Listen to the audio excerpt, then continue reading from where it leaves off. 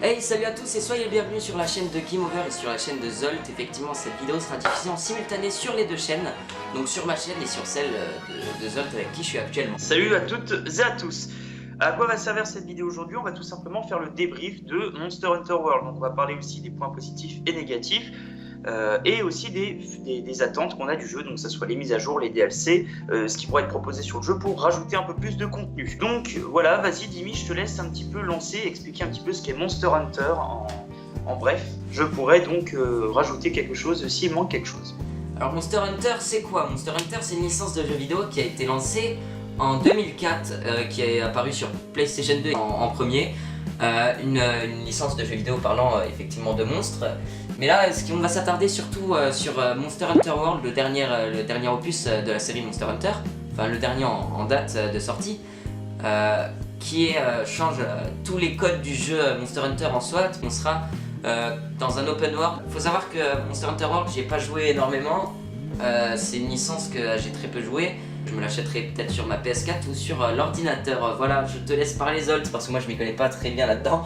Là où je vais rebondir sur le fait que tu as raison, c'est qu'il y a l'open world, enfin semi-open world parce qu'on n'est pas non plus dans un open world complet, mais il faut savoir que déjà le premier point positif, c'est le fait que les zones ne soient plus coupées en deux. C'est-à-dire qu'avant il y avait un temps de chargement entre chaque zone et vous pouviez vous reposer, aiguiser votre arme, boire une potion. Justement sur les anciens jeux, on vous montre des images ou des vidéos en même temps. Là vraiment on a quelque chose où les monstres vont pouvoir changer de zone et vous aussi sans temps de chargement, ce qui fait que ça va déjà compliquer vos chasses et ça va vraiment rendre l'univers bien plus dangereux et plus vivant finalement. Le deuxième point positif, parce qu'il y a quand même beaucoup de points positifs sur ce jeu, c'est le fait qu'on ait tout d'abord une nouvelle histoire. Ça veut dire que on a des nouveaux personnages, on a une interaction, on a des VF. C'est-à-dire qu'on a des personnages qui parlent réellement avec des vraies voix.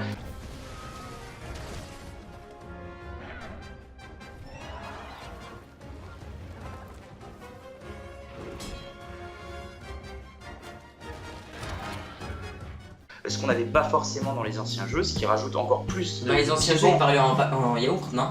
Ouais, c'est ça, ils parlaient un peu en yaourt. Ils avaient un comportement, un langage qui était semblable à on comprenait rien en fait, il y avait juste le texte qui était écrit en dessous, donc finalement on lisait le texte. Là on a une approche un peu plus réaliste, on va dire entre parenthèses, et le jeu apporte quand même... Je sais pas si je dis une connerie ou pas, mais un peu à la style de Skyrim, non? C'est ça, en fait les personnages vont parler, Skyrim et plein d'autres jeux en fait, oui, c'est oui. juste la VF, la VO ou n'importe quoi d'autre, qui est présente et qui n'était pas présente sur les anciens jeux. Un troisième point très important et positif que je veux aborder, c'est l'utilisation du décor, mais pas que, il y a aussi des combats qui se font entre les monstres. C'est-à-dire que par exemple, un Anjanat qui est un gros tyrannosaure, pour ceux qui ne connaissent pas la série, qui n'ont jamais encore joué au jeu comme Dimi, et c'est un dinosaure qui va arriver, qui va choper un autre dinosaure, qui va l'attraper, qui va le propulser par terre, et il y a des vrais combats de territoire, ce qui rend le jeu encore plus dynamique et encore plus vivant. Et cette interaction avec le décor, c'est-à-dire qu'il y a des petits poissons qui se baladent, vous pouvez les capturer, tirer une fronde sur un rocher, le rocher va s'écraser au sol, va créer une zone de dégâts pour que le monstre perde encore plus de points de vie, sachant qu'on ne connaît pas les points de vie des monstres, et que c'est à nous, joueurs, chasseurs, donc, d'essayer de regarder, de comprendre comment fonctionnent les monstres. Est-ce qu'il va dormir? S'il va dormir, c'est-à-dire qu'il n'a plus beaucoup de points de vie. Est-ce qu'il va manger? C'est-à-dire qu'il est fatigué, donc ses attaques seront moins puissantes. Voilà, ça c'est des points positifs qui font que ce jeu, à mon goût, restera de toute façon l'un des meilleurs jeux de chasse de monstres de tous les temps. Voilà. Avant de lancer les points négatifs, je voulais quand même rappeler que Monster Hunter a quand même bien évolué du Monster Hunter Generation, donc le dernier en date qui a été sorti, au World. Mais malheureusement, il y a encore des points négatifs. Les points négatifs, on va quand même en parler. Le problème, en fait, c'est que les joueurs, utilisant plus ou moins le décor, ne l'utilisent pas assez. En fait, le jeu, les anciens joueurs, plus particulièrement, continuent de taper ou poser des pièges ou des bombes. Mais c'est vrai que l'utilisation du décor n'est pas énormément utilisée par les joueurs, la plupart des joueurs, même s'il y en a qui vont dire oui, mais moi j'utilise le décor, oui, vous, mais sur toutes les parties que j'ai fait, j'ai 100 heures sur Monster Hunter World, j'ai été le seul et quelques-uns quelques autres personnes ont été les seuls à utiliser le décor. Donc c'est-à-dire que le décor n'est pas assez utilisé. C'est un gros problème, mais il n'y a pas que ça, deuxièmement, je vous avais expliqué qu'il y avait un combat entre les monstres, c'est-à-dire que Lonjanat va se faire défoncer la gueule par un dragon qu'on appelle le Ratalos, qui est le monstre emblématique de la série. Et ben, il y a des combats, mais il n'y a pas énormément de combats. C'est-à-dire qu'en fait, il va y avoir des combats entre les monstres, mais ce monstre-là va se battre contre celui-ci, mais celui-ci ne va pas se battre contre celui-là.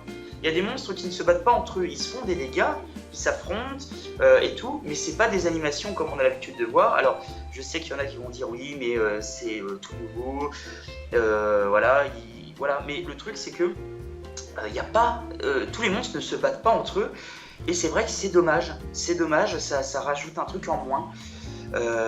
Voilà, et je rebondis donc sur le deuxième point négatif. Dis-moi, Dimi, combien de monstres vois-tu? Est-ce que tu imagines plutôt énormément de monstres ou pas beaucoup de monstres en fait? Est-ce que tu imagines plutôt un bestiaire immense ou plutôt un bestiaire restreint? Il faut savoir qu'on est dans un open world, du coup je sais pas si je peux m'attendre à énormément ou à pas vraiment beaucoup de monstres. C'est ça le problème, c'est que on est un peu perdu. Genre je sais pas comment expliquer un semi-open world parce qu'il est pas très ouvert, enfin je sais pas comment expliquer. Mais un avis perso, je pense que moi qui ai jamais joué au jeu, je dirais qu'il y en a pas vraiment beaucoup. D'accord, ok, oui, donc ça veut dire que tu penses qu'il n'y a pas énormément de monstres, et c'est la bonne réponse.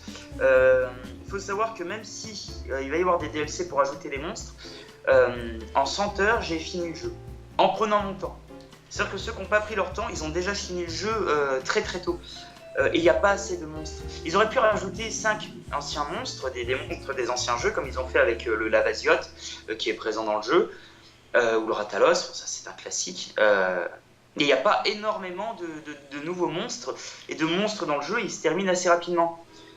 Tout comme les armures et les armes. Elles ne sont pas non plus très très nombreuses.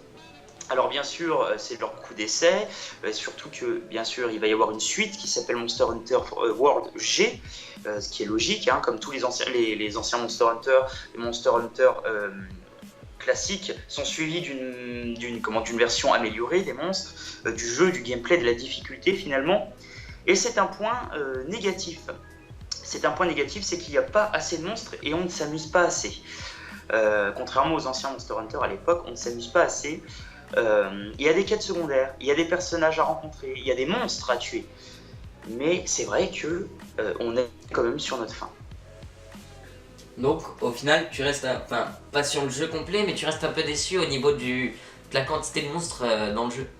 C'est ça, je suis déçu. Donc, selon toi c'est un point négatif du coup? Pour le coup, moi je pense que c'est un point négatif parce qu'on n'a pas assez de monstres, on n'a pas assez de bestiaires. Malgré le fait que ça soit du renouveau, alors peut-être qu'il y a des personnes qui ne seront pas d'accord avec ce que je dis, mais c'est un renouveau. Et malgré le fait que ça soit un renouveau, qu'ils ont relancé la série, qu'ils testent un petit peu, il manque des combats entre les monstres. Il manque des combats entre les monstres et il manque énormément de monstres au bestiaire pour en faire un jeu complet. Alors je vais en venir justement à la DLC qui va sortir, qui s'appelle le Devil Joe Coming, enfin je sais plus exactement le nom, mais la venue d'un nouveau monstre qui en fait tout simplement est l'ancien monstre, l'un des plus emblématiques, hein, le Devil Joe, le dévoreur de monde. Et là le truc c'est que c'est une DLC qui est gratuite, donc c'est intéressant. Elle arrive au printemps, comme d'habitude, moi de mon côté je fais toujours une vidéo pour présenter un petit peu les monstres et tout. Je ferai une vidéo pour vous présenter le monstre, mais c'est la seule DLC gratuite qu'on va avoir, je pense.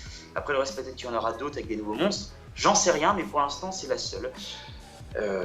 Et voilà, mince, ma caméra Bravo. Est-ce que je la laisse au montage celle-là? Oui, elle est magnifique. Ah d'accord, très bien. Je vais me repositionner, excusez-moi monsieur. Donc, oui. Pour mes attentes futures, j'attends un tout petit peu plus de monstres quand même. Des anciens monstres s'il faut, 3 attentes principales. J'attends des nouveaux monstres, une nouvelle map, parce que c'est vrai qu'il nous manque une map neige. On a la map corail qui fait un petit peu office finalement, mais il manque une map neige. Et troisièmement, de nouvelles armures en plus, avec des éléments de monstres complètement différents, des 4G, les 4G qui sont présentes dans les anciens Monster Hunter, mais j'aimerais pas l'acheter dans un nouveau jeu, j'aimerais l'avoir en DLC, tout simplement avec peut-être de nouveaux personnages, mais surtout des nouveaux monstres, des nouvelles armures et des nouvelles armes et une nouvelle map. Est-ce que tu penses pas que ce que t'appelles la map neige, etc., ils pourraient pas le sortir genre au fur et à mesure des saisons par des mises à jour, etc., genre en hiver, tu mets une map neige en... Non, ils ont jamais. Non, je pense pas qu'ils fassent ça. Ils ont jamais fait ce genre de choses. Un peu comme font Fortnite, comme font Epic Games en ce moment avec Fortnite, mettre à chaque saison une ambiance différente dans la map, etc. Genre rajouter des petits objets assez drôles, je sais pas comment expliquer. Bon, certes, on est dans un jeu qui est pas destiné à être drôle, hein, bien sûr, mais voilà quoi. Ah si, il y a des petites touches d'humour quand même. Hein. Le jeu a des petites touches d'humour, que ce soit avec les Poogies, les cochons ou autres petites créatures rigolotes. Et ils le feront pas, s'ils doivent rajouter une map neige, ça sera à un moment pas forcément bien précis comme l'hiver ou quoi que ce soit, mais ça sera bien sûr suivi de monstres qui vivent dans la neige, et ça serait bien. Très bien. Tu penses qu'on a assez débattu ou pas? Moi je pense qu'en conclusion, le débrief c'est que Monster Hunter est un bon jeu, le World est un bon jeu, mais malgré le fait qu'il y ait des gros points positifs, je suis quand même content que le jeu soit sorti. Et même si vous pouvez croire que je crache dessus, je suis un grand fan de la série. J'ai accumulé presque 5000 heures de jeu sur tous les Monster Hunter réunis, le Freedom Unite, les anciens jeux tous. Donc j'ai envie de vous dire, d'un côté, je suis quand même content d'avoir un jeu comme celui-ci qui est vraiment ouvert, qui est vraiment beau, mais j'avais quand même envie de donner quelques points négatifs au jeu et des choses qui moi personnellement je voudrais voir prochainement dans le jeu. Et j'ai pas d'autre chose à rajouter, mis à part le fait que Monster Hunter World a bien changé et je suis content. Pour conclure, Monster Hunter World, achetez-le. Voilà. Achetez-le, bon conseil, oui. Si vous aimez Monster Hunter, achetez-le. Si vous aimez pas Monster Hunter, testez-le. Voilà. Il y a une bêta disponible ou pas? Non, la bêta n'est plus disponible. Ça, c'est dommage. Malheureusement c'est comme ça, mais moi je vous conseille, si vous voulez voir, il y a des vidéos sur YouTube, il y a des milliers de vidéos, je fais des vidéos aussi. Je fais des vidéos aussi, donc je vous conseille tout simplement. Merci beaucoup d'avoir regardé cette vidéo, merci, abonnez-vous à la chaîne de Dimi et abonnez-vous à ma chaîne si vous avez envie de voir du contenu par rapport à Monster Hunter.